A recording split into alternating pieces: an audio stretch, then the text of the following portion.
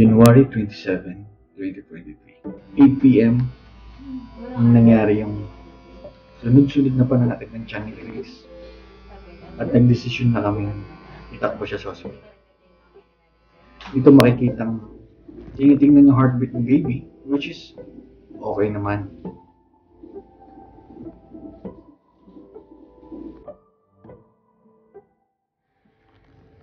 Na.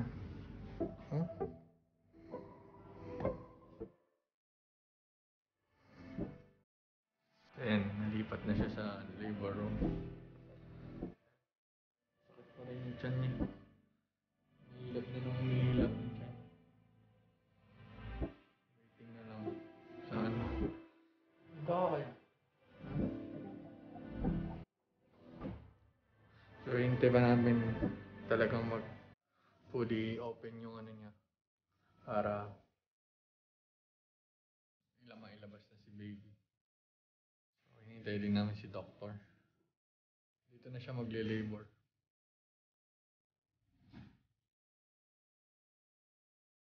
Dito nga, halos hindi na siya makatulog dahil sa susunod-sunod na pananakit ng kanyang tiyan.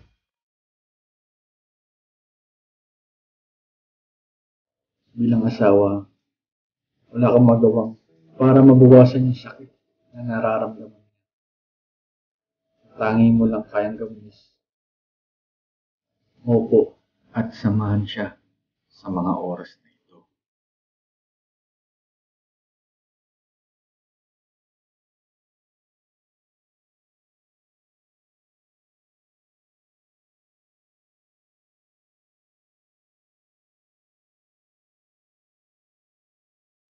Sinaksakan na siya ng pang-induce.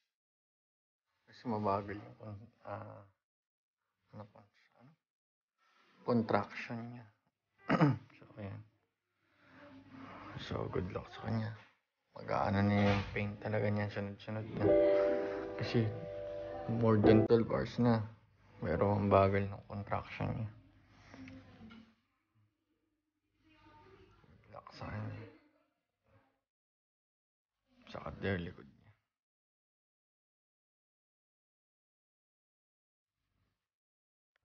Yan yung pang-induce na sinaksak sa kanya para mapabilis yung contraction. Kada minuto bumibilis yung patak niya. So, dumadalas din ang pananakit.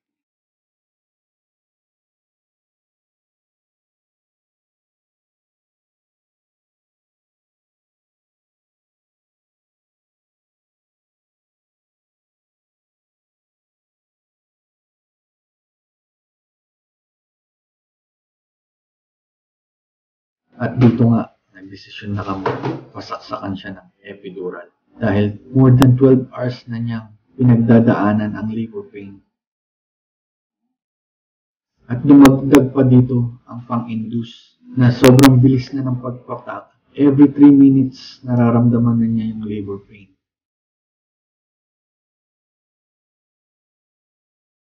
Ang tangi ko lang kayang gawin, sawa ka ng kamay niya. At iparamdam sa kanya, nandito lang ako, hindi ko siya iiwan.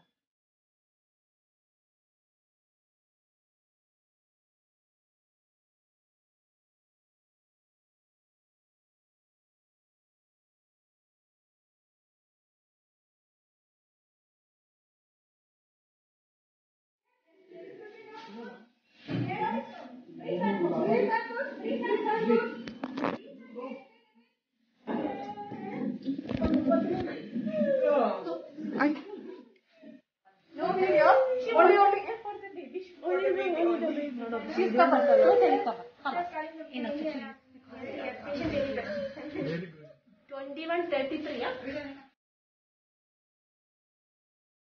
Chinese. So, ano yung ginagawa? May dumi pa siya, matatanggal naman yan. Ang cute! Ano ka, mukha kang Chinese? Parang ikaw.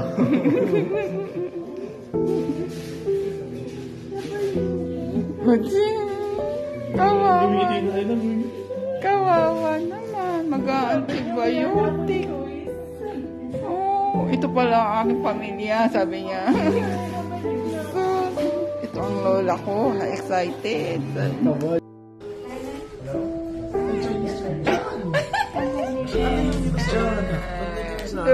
Dumi pa siya, matatanggal naman. Ang cute!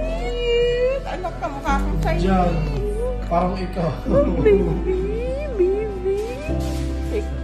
Kabalinggit. Mimitin na ito. Sabi niyo, wala na akong choice. Ito pala ang pamilya, sabi niya. Ay, babalik na ako. Ang lola ko.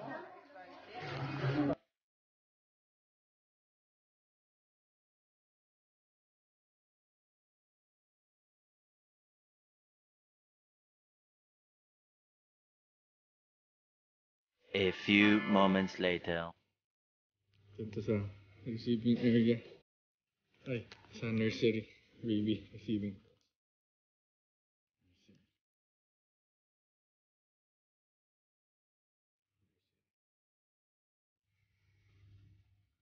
Bawal video dito eh. So dito na lang.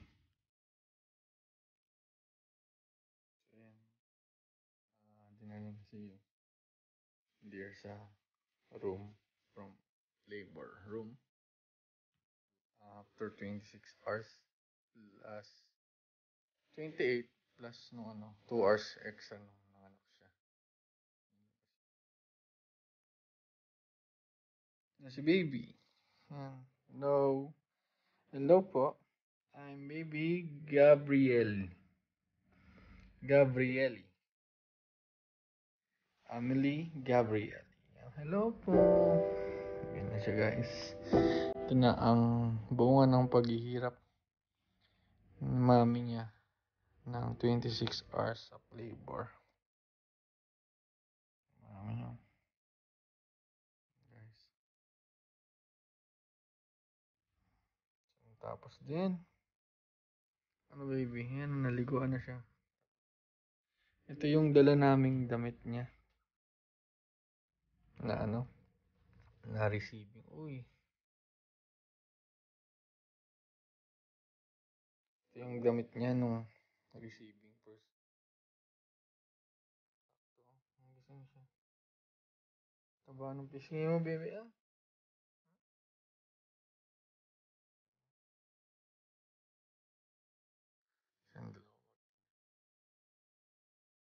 A few moments later.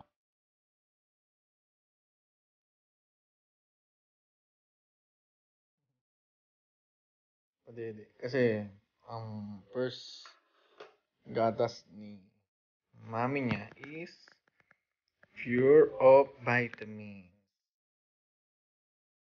Ano niya pang protection niya sa katawan. So, ayun. Grabe. Paka wild ng ating experience sa labor. So, thank you sa nakarating kayo dito. Salamat sa panonood. And guys, Team Basco. Guys, Team Basco na kami guys. Dumating na aming prinsesa. Ayan, guys. So, kung gusto nyo masubaybayan si baby sa paglaki niya, natin yan, document natin yan para at least paglaki niya, nakita niya si mami niya kung gaano kahirap ilabas dito sa mundo. So yun guys, maraming salamat. See you sa next na video namin. We are Team Basco. Bye! Bye!